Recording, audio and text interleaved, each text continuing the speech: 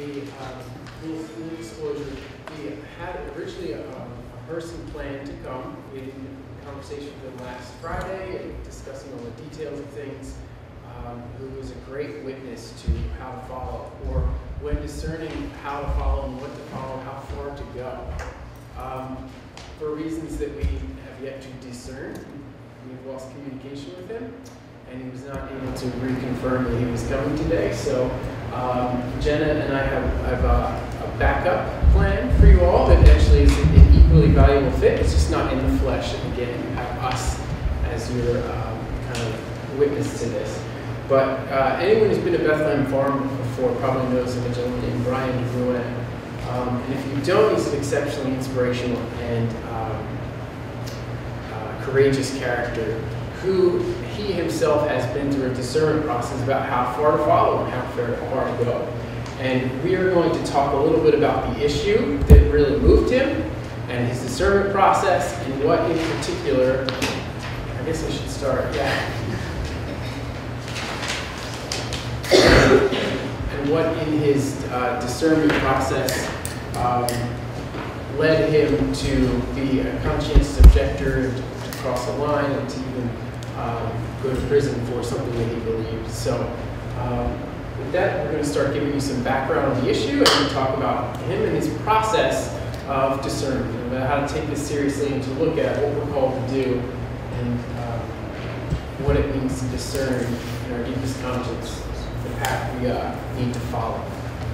Okay. Okay. All right.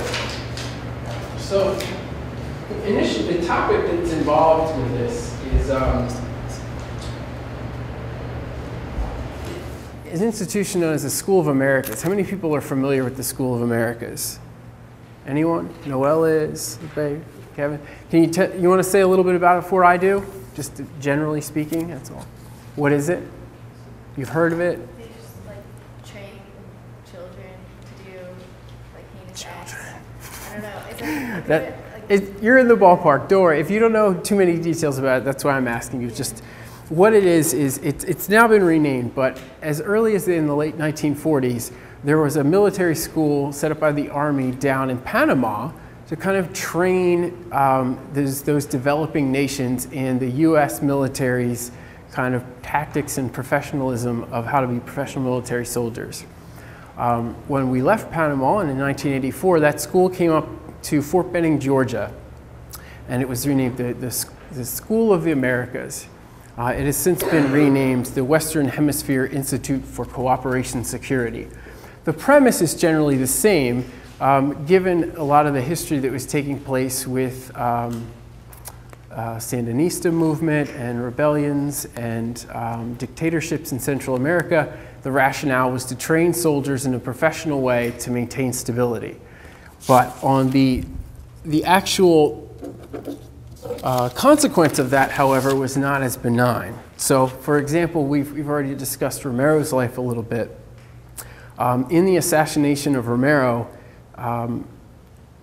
there were three-quarters of the Salvadoran officers were implicated, were trained at this School of Americas. There are many as more than, let me see how much. There were, Romero was assassinated, 3 officers were cited as graduates. In the murder of U.S. nuns that we talked about, 3 were graduates. The bottom line is that the school has many of the most heinous military dictatorship, acts of violence, oppression, and murder that have taken place in the Civil War and history in Central America. The leaders of those can be traced back to the training by a U.S. military school. So when in the 80s, when more and more people were becoming refugees and fleeing up to the north, the stories are starting to be told about that connection, and a movement started to actually raise awareness to that. And that's where Jen is going to take over and talk about the movement itself, which is the School of the Americas Watch, SOA Watch. So when talking about the SOA Watch, there's a couple key things I think to keep in mind. The first is that this is super timely because November is the month every year that the SOA Watch really gears up towards their biggest action and their biggest movement. So it's something that's really relevant to where we are right now. And it also ties in really strongly to our last Service Council class, because all of those martyrs that we were talking about were a direct result now of this school that we're talking about. And here is the connection between following something, discerning how far to follow it, and then recognizing, you know, where that movement as a follower turns into a prophet and creates that conflict that we're talking about. So the SOA Watch is a movement that is in a lot of different levels, but thank you. I think the first thing to start off with is that its founder is Father Roy Bourgeois. And he is a priest who has been extremely political. He was born in Louisiana, and he was a naval officer for 2 years before entering the seminary as a Maryknoll missionary and priest. He was ordained in 1972 and went to work with the poor of Bolivia for 5 years before being arrested and forced to leave the country. So he has a history of being an agitator and of following his commitments. In 1980, he became involved in the issues surrounding the U.S. policy in El Salvador after the 4 U.S. church women were murdered that we talked about last week. 2 of them were his close personal friends, and so this is kind of where this is taking off from. So from there, in 1990, he founded the School of America's Watch, and they're a group that's committed to kind of following up and bringing about the closure of the School of Americans in Fort Benning, Georgia. They are an independent organization seeking to close the School of Americas using vigils, fasts, demonstrations, nonviolent protest, as well as media and legislative work. So it's really like a full-fledged effort. They're involved in all different kinds of activism. So again, it began in 1990 in a tiny apartment outside the main gate of Fort Benning. And though it started as a small group, it quickly drew on knowledge and experience of many in the U.S. Who have worked with people in Latin America through the 70s and 80s. Today, it's a large, diverse grassroots movement rooted in solidarity with the people of Latin America. And something that I think is important to mention about this group is that they work on a bunch of different levels. There's a staff this is their profession throughout the year. There's also local groups who work in support of the movement.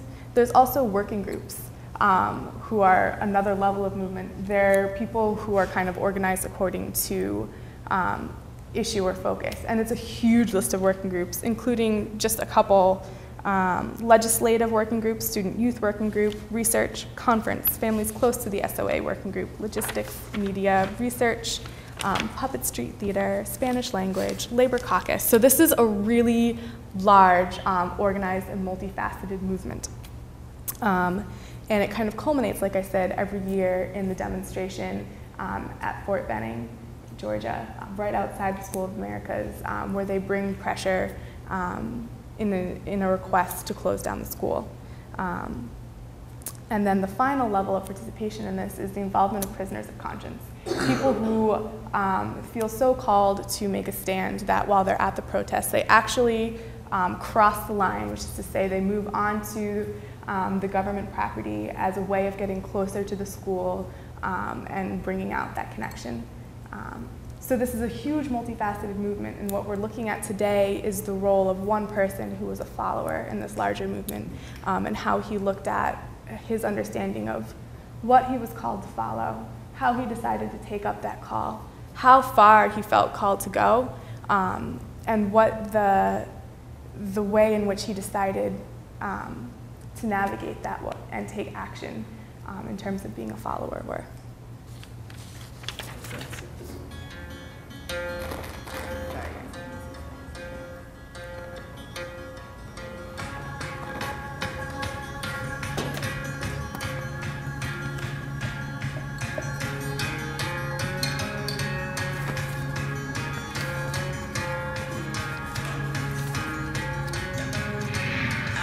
Prisoner of conscience. I was arrested last year. This whole thing about dissent is such a deeply personal thing. With the right information, people do the right thing. We're being told that this is a perpetual war. They don't teach democracy through the barrel of a gun. Him going to prison is going to be This is Brian and Kathleen. long distance thing for our relationship. Come here today to acknowledge our complacency in the horrible crimes inflicted on the Hispanic Third World. The U.S. government is paying scholarships to soldiers from South and Central America to learn how to torture and oppress their own people. Look at this guy. Look at this fella. What's your position? All right, fellas are killing free.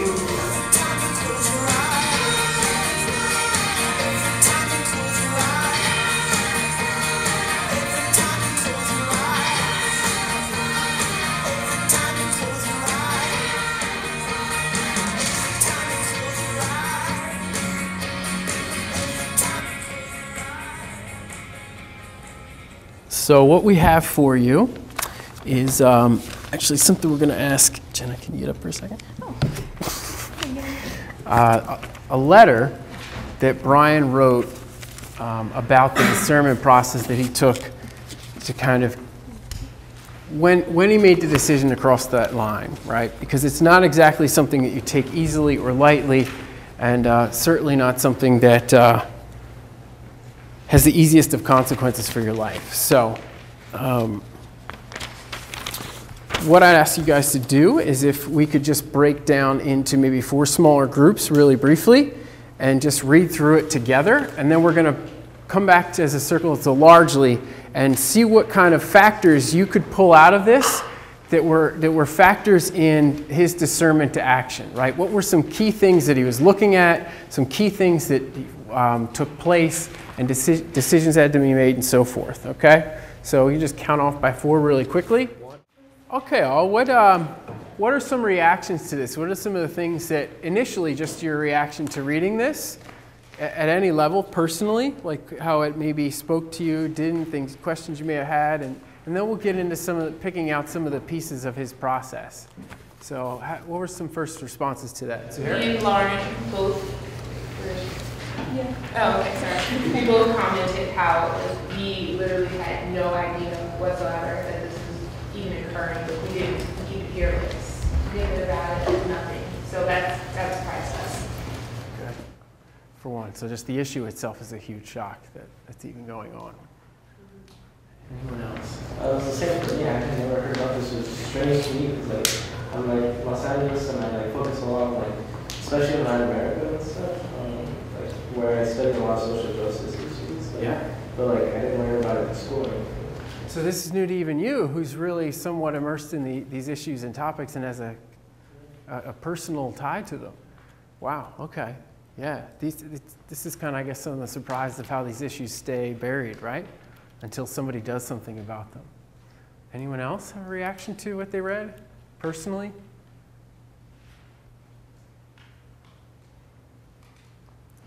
I had heard about Disability Americas, but I didn't know about the stance on liberation theology.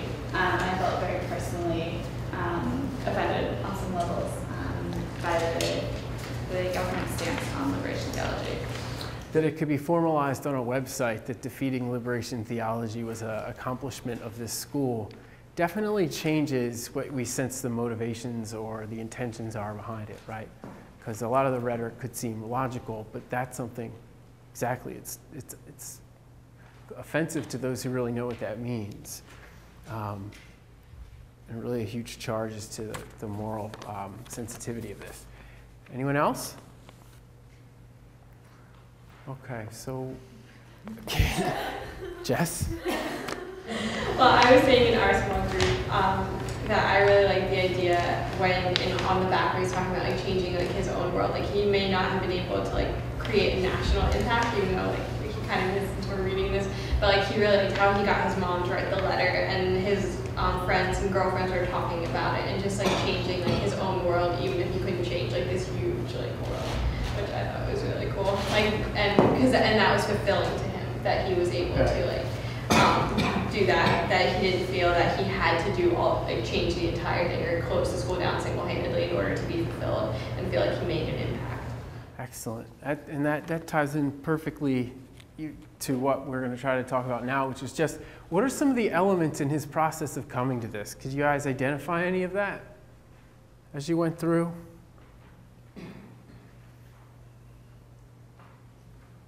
So when he came to this decision, we can go chronologically through the document if that makes it easier. So in that first paragraph, what's kind of something typical to expect if you're making a decision to do something on your conscience? What can you expect sometimes from the people around you? Like he asked people he respected for their advice on the subject of what they thought he should do. Okay, so part of his process was to check in with others that he respected and admired and really trusted that they had a sense of good judgment themselves. Okay. Anything else? How did other people respond when he sort of made this decision? Well, he said he had a lot more opposition than people who supported him. And it wasn't necessarily that they didn't agree with him. A lot of people, which I find a lot of like advocacy groups usually have with opposition, it's either like the group who thinks they're doing it wrong, that there's a better way to do it. Then there's the group who completely like disagree, and then there's like the group who actually care for him and say it's not worth, even though they disagree with the actual act that's going on. They just don't want to see that individual get trouble. So excellent. So you see there's objections and rejection of the idea for, a whole gamut of reasons, right? Many of which are that there's, people that care about them and have a different sense of what's best for them, and have their best intentions in mind as well, even that. So even amongst our loved ones sometimes, there might be, and those we consult, there will still be kind of an objection or rejection to something that we find is an action motivated by conscience, right? So moving further, so conscience is clearly, what about this, clearly a part of it, and clearly it's a gray area as to whether things can be right or wrong. But in the second paragraph, can you point out anything else that was a part of his discernment process to do this? He highlights. Well, he says that like it was part of his faith and like that he wanted to be in solidarity to see and like wanted to do everything that he could in his power to seek justice, but that like it wasn't absolutely necessary for everybody to do this, like that every good person has to. He was just saying like in his personal faith, it was necessary. So like he had to listen to himself to find out what was necessary for him. So the challenge of our faith was, tied into the discernment in our heart, right? And it wasn't exactly, did he decide to do this overnight? Did he decide to do it before he even went down there? Aurora, you have a response? Not to that question. What's that? I said not to that question. That's okay. Just go ahead, shoot your response. Oh, I was just saying, like, I had another thing that struck me about it in particular was that he thought it was, what he was doing was patriotic. Because a lot of it does talk about the conscience aspect, which is obviously huge. But in the beginning, particularly he talks about how people said that if he really loved his country, he would be supportive of it. But he said that actually he believes that what it's doing is wrong and it's making our country sick and we can't ignore it. I do love our country, and so I feel like people need to stand up and say, no, we're doing something wrong and fix it. So again, back to our sense of more of a tie to our greater community and our commitment to those community groups we're a part of, even our nation, right? And how we understand what's healthy and right about that, and how we can conscientiously be in that relationship or conscientiously be a part of any group. And later it gets into the kind of faith piece.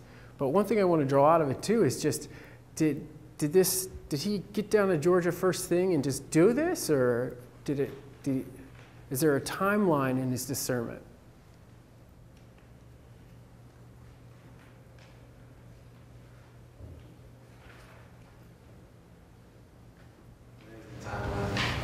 He was discussing it with his family and friends, and I think the best way to discern something is to communicate with others so that you can, I guess, truly put it out there, honestly put it out there, how you feel towards the issue, and better grow by like learning from others' perspectives.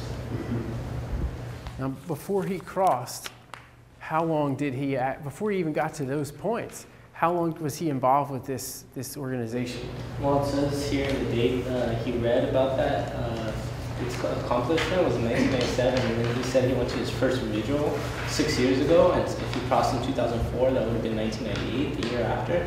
So, I mean, from 1997, that's 7 years to when he crossed. So he thought about this for, 7 years since when he first. At least that's maybe he learned about it before, but at least since he read that.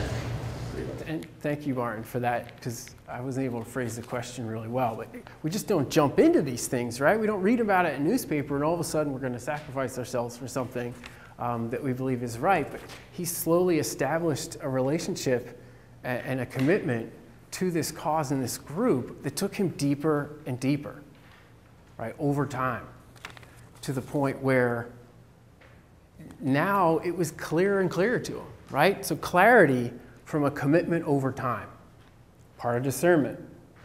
I was going to say, it wasn't just his relationships that he already had developed, but he developed new relationships with people who had experiences that were different from him. And so from standing in solidarity and building relationships with people with different worldviews helped him to clarify his own mission and action. Fantastic. So that's a huge part of discernment too, or right? At least coming to a point of understanding and clarity is encounters with those outside of our normal perception and worldview, and coming into an understanding with them and a commitment and relationship with them.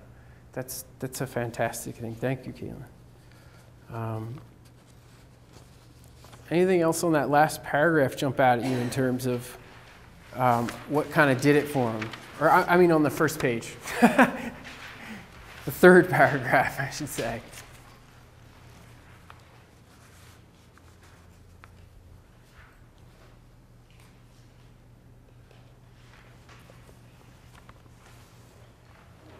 Martin? He went down there to meet with the human rights ombudsman to discuss, actually talk to the people and discuss the state of, El Salvador and the human rights issue and different things. So he actually went down, talked to this head guy, talked to some of the people, and asked them what they thought about it. Right. So part of his commitment to this cause, again, led him further and further and further to where he's at a point where he's there and he's talking about people's activity and oppression that were taking place right now, very bottom line. And something in him maybe changed over at that point, right? So we head to the back, and you kind of got this top paragraph. What are elements of his own state, his own character, his own approach to this that kind of come out in the way he's speaking about it? How did he approach this decision, or how has he approached the consequences of it? Or some virtues he may bring to it, or consequences of his decision.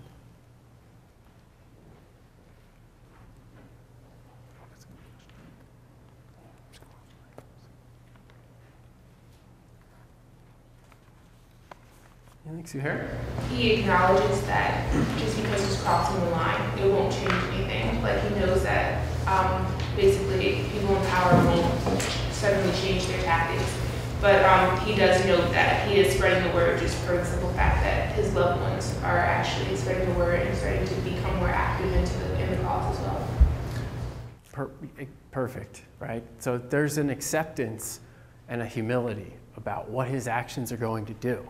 They're not over-dramatized or romanticized. He's not taking the leap thinking he's going to change all of this and it's up to him to save it by crossing this line. He knows what's going on.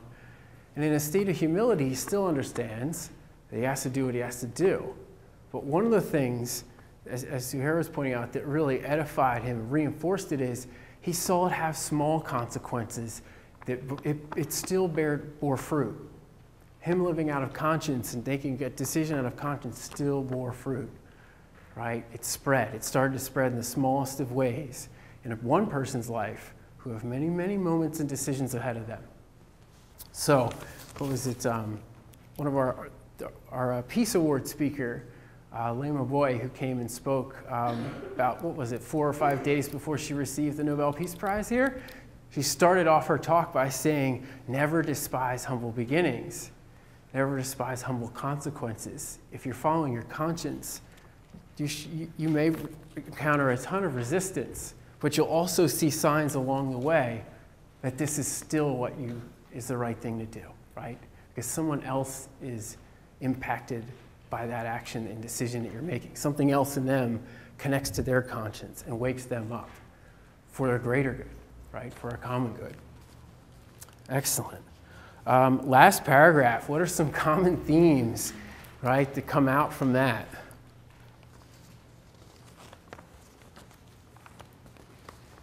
Noel?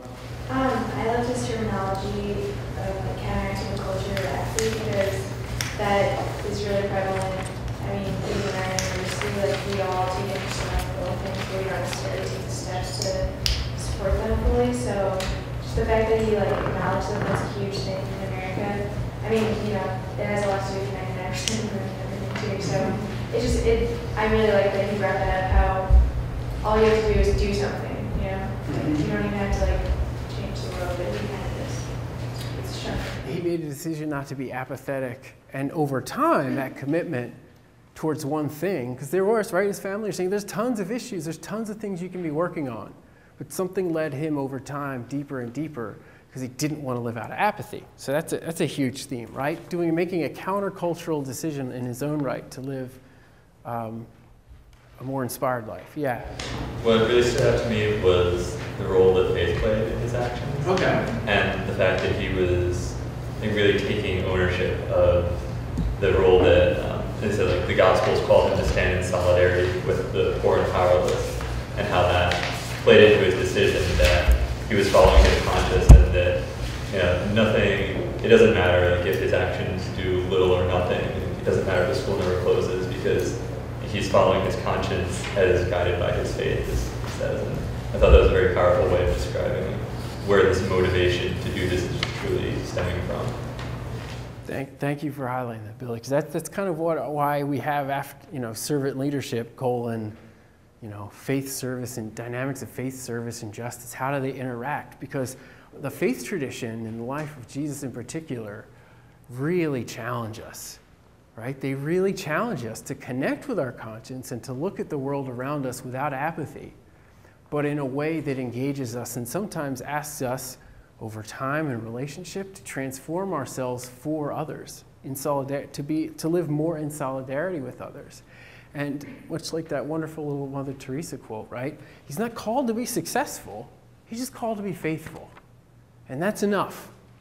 Knowing that he's doing walking the path and following his conscience and following the path that he believes he's called to follow is enough. Anything else in there you guys see?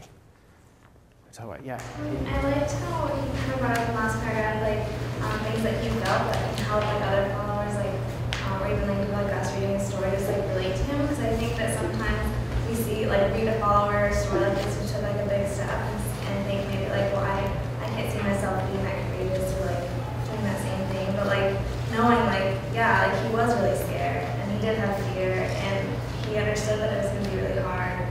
Knowing that he recognizes that and he still feels those same things that any other person trying to do the same thing would feel. It's not he has a different type of courage than anyone else can possess. So I think that's important to be able to relate to him on that level. But fear is still present and he recognizes that, but he's still gonna go for it. Huge thing. It's right there in the front. There's a fear involved for all these things that challenge us, right? There's questions about what to decide to commit to and what to follow, but fear is always a part of that, right? Fear is always one of our first responses about the decision to commit to something or to go further. And it's a very normal response. It's very, very normal to look at that, but to know, as we're trying to inform ourselves today, to not let fear have the last word, to encounter that fear, to accept that fear, and to let it also talk to you about listening deeper into that, what's more important than what that fear is holding on to, right? There's a deeper life inside of ourselves, that voice of conscience, that whisper that faith tradition tells us, the whisper, the voice of God within, that's underneath of that, leading us, asking us to follow that, okay? So that's huge. The fear is always going to be a part of it. And it's a normal part of it. And it keeps us in check too, because it would also help to not just take the leap unconsciously to do something foolish, but it was a part of the discernment process all along, right? It took 6 years of being down there to kind of get to that point. Jenna's nodding very heavily. You want to add anything? No. Okay. She's like, really? She gets to a certain energy level, and then you turn it over to her. Anyone else see anything that jumps out? That's kind of a theme in this discernment process to follow. Mo? I think like the real powerful thing to me was the fact that he said like even if the school doesn't close and even though like he's going through something with like his whole heart and soul and it doesn't change, like he's not going to regret doing it. Because a lot of times like you sit there and it's like, oh well, I really believe in this, but if it doesn't happen, like what I do it for? And I feel like that's important to know that your whole heart's in it and it's not going to change no matter what. There we go. Thank you. That, and there's, yeah, go ahead. Oh, I was going to go off that. I like that he is realistic about it, but also to go from there, like him affecting like his mother and his family, it's like the tidal wave effect, and eventually that is what will close down the school, or that's what will change things. Small, slow ways, yeah. Excellent. Excellent. You guys really took a lot out of this. Anything? Last thoughts? We turn it back over to Jenna here. Okay. All right, so what we want to take a few minutes talking about now is the way that this fits in with servant leadership. Because, you know, there's the idea of following, and what does that really mean? Especially on Villanova's campus. Like, what do we produce on campus? We've been talking about, you know, the Tell Villanova Story campaign. What story is that telling in terms of, like, campus involvement? Is it one about leadership, or is it one about following? Is Villanova like, oh, we make great followers? Like, is that what you guys hear? Like, oh, go out and like be a follower and join things and like follow that club. Is that what the story is? Or is it like, you should lead something. You should probably lead 10 things, and they should probably all meet at the same time. So be really busy. So what is the difference between leading and following? Like, how is following received on campus? Which one has the more positive connotation? Definitely leading. When you just sit back and ignite change, like, you have to be the person to change the whole, whatever the status quo. Like it's your job to ignite change, but they don't really specify following. It's kind of seen as negative. Absolutely. What do we think of when we think of leading? What are the attributes that go along with the idea of leading? Come on, you get some. Tyler. Initiative. What else? Knowledge. Risk-taking. Courage. What else? It's being active. It's knowing what to do. It's being able to get people to follow you. It's having a certain sense of confidence and importance in what you're saying and what you're doing. And it's considered a really good thing. And everyone's going to be a leader. So, which is really interesting because if everyone from Villanova goes out and is a leader, then like we're kind of like all talking at each other at the same time. Like who is going to get behind your movement? But it's very positive things, right? What does it mean to be a follower? The first couple of things that come to head. Oh, you're such a follower. What does that mean? Yeah. What else? Passive. Good worker. What? Good worker. Yeah. What else?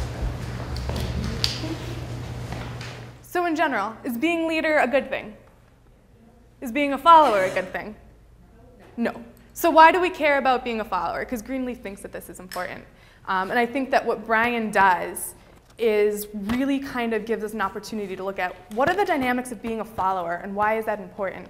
And what kind of humility is involved in that and what kind of strength resonates in that humility. It's a lot of what we were talking about last week in terms of liberation theology. It's instead of having like your idea of power and authority come from something big and important, it comes from something that is humble, something that finds power in a place other than position or authority. It finds power in a place that has to do more with authenticity and what's at the heart of things.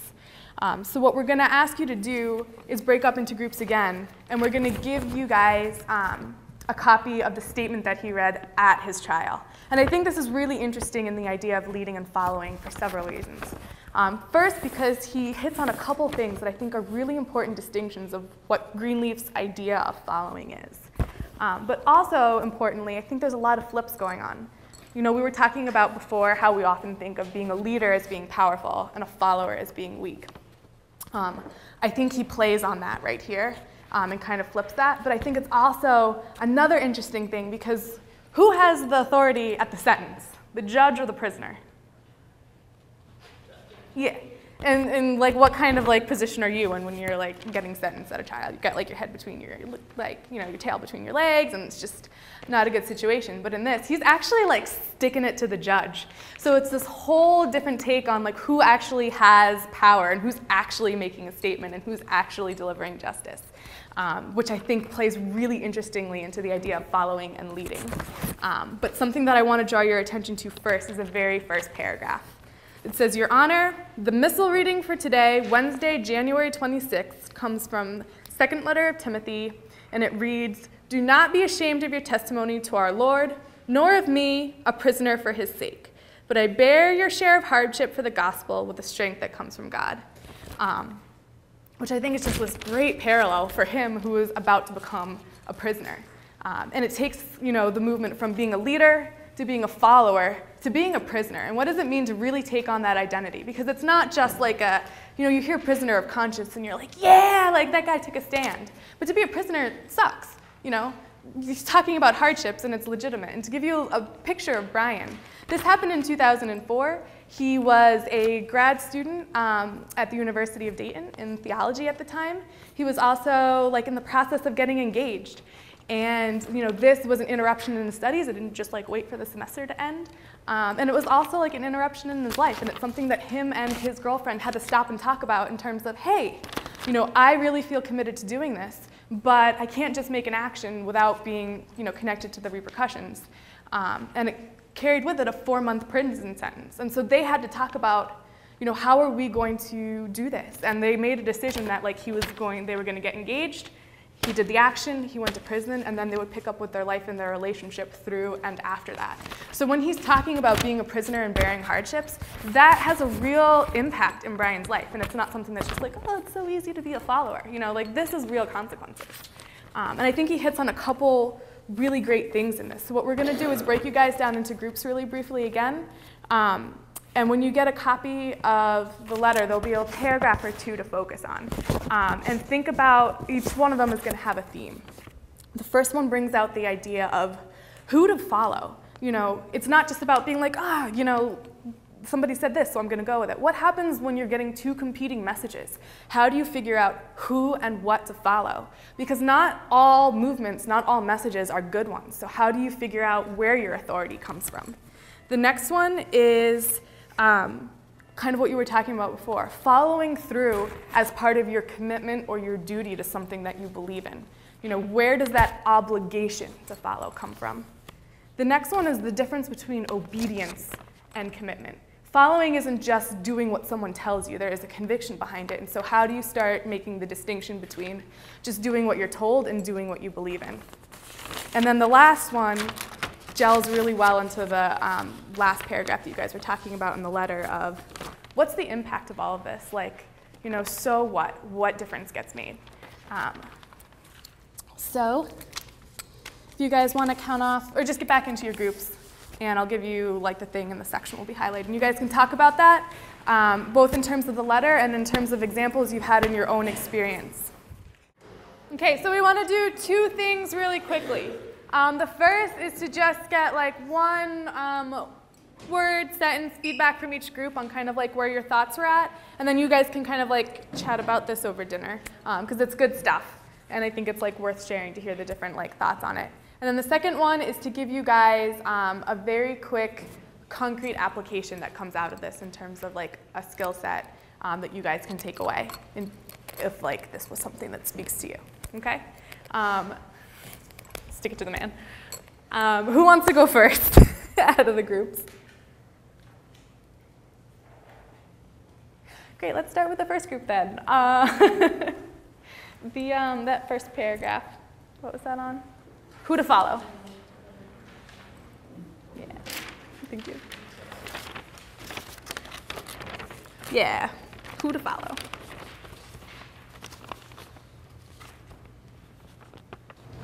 I guess the we all have different duties, and we must do them, but some of us, as long as you know what your duty is, you should do it. Sounds great. And if you guys didn't read the whole thing, I think what's really interesting in that section is that he's talking about the two different authorities. He's talking to the judge and he's saying, like, you know, you have to find me guilty according to the laws, and I think a lot of people would find objection to that, but I actually support you because that's the law that you're living by, but I think I'm living by a higher law. And I think that the justice done today, because there was justice done, was that this is a prophetic act, more so than like you're putting me in jail. So I think that that's a really powerful statement on who has the authority to be followed. All right, following out your duty. Thoughts from your crew?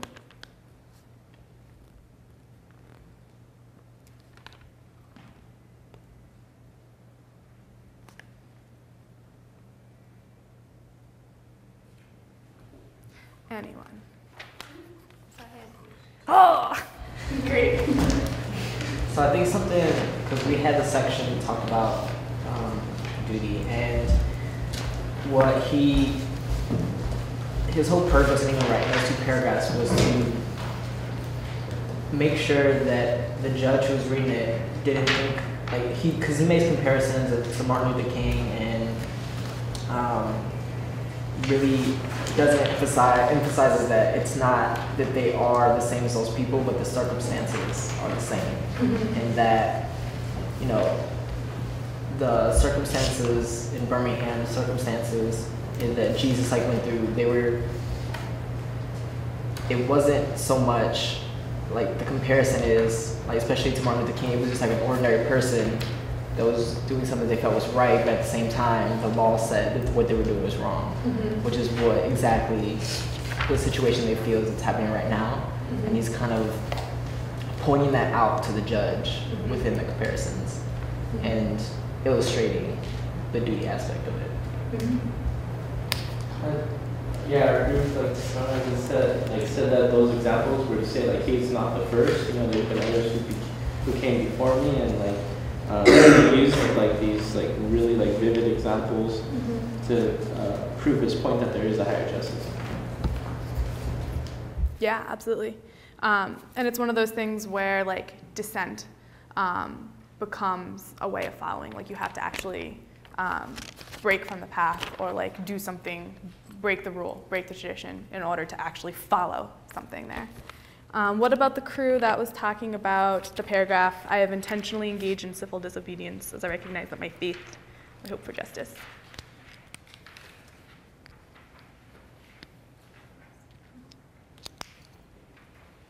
Or did we do that one already? Okay, great, sorry.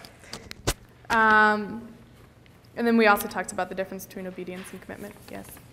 The ones after that. All right, the last crew then. So what?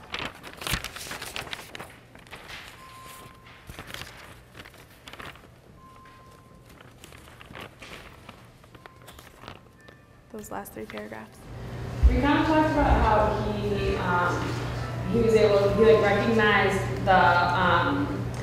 the benefits of the United States government and how like the government is supposed to be a representative of the people and speaking for the people and supporting what the people like believe and everything. And then, but he's also saying like the people must be made aware, like saying that people don't know. So in that, he's like showing his patriotism for the government, but at the same time, like showing how he doesn't agree with how it's going right now, and so he's not going to back down, and that he's sticking firm in his cause. And so, and then we were saying how like he's saying like peace and God bless. So he's like saying bless you, Judge, even though I disagree with everything that you're doing now. So he's like taking a higher end on the situation. Thank you, thank you. Really quickly, we're just going to pass something out to you guys. This is kind of the connection between like the idea of being a follower and the actual ways to start acting on it. We were talking before that like taking a big stand, doing a big act isn't necessarily something that's spontaneous. And here's actually a list of steps that you can take, taken from the SOA Watch website, if someone was interested in performing an act of civil disobedience. What they actually do here is talk about the distinction between crossing the line at Fort Benning, which is a federal offense, versus a smaller act downtown instead of at the actual site, which would be like an in-state civil offense, a misdemeanor. But then it actually walks you through the steps, and there's a lot of things there in terms of preparation. There's an affinity group. You get in touch with someone to let them know that you're working through one of the working groups. There's a nonviolence training. There's a direct action preparation. There's a plenary meeting, and there's a convention, and ways to brush up on those trainings as well. So there's actually a whole set of like institutionalized steps that you go through when you're thinking about something like this. And the last thing we wanted to point out is that the role of community in following, specifically in a very concrete way in an action like this. I think it's important to mention the idea of an affinity group and what that is. It's something that's really critical in terms of organizing a movement and taking an action. So if anyone is interested in the things that are going on, like in terms of Occupy Wall Street and stuff like that, or ways to start going, this is something that's actually crucial in that. When Brian Derone crossed the line, he did not cross alone. He crossed as one of 14 other people. It was a group. They met together. They planned the action. They were a support to each other. They also had planned things out so that they had extended support network. So when people crossed and were arrested and were put on trial, sent to prison, which they knew they would be, they had people who were facilitating connection between their friends, their family, their legal support services. That's what an affinity group is. There's roles. Different people take on the leadership role. They take on the support services within the group. So there's actually a very strategically put together tight-knit community that goes along with these kinds of acts of civil disobedience. So being a follower doesn't mean doing it alone. And it doesn't mean doing it passively. There's an active role of community to play. And if you guys are interested in that, we can talk to you more about it later, because I think it's a really great concrete tie-in to go with it. But this is the group, the SOA 14, and this guy over here, that one's Brian. So you can check it out. Thank you guys.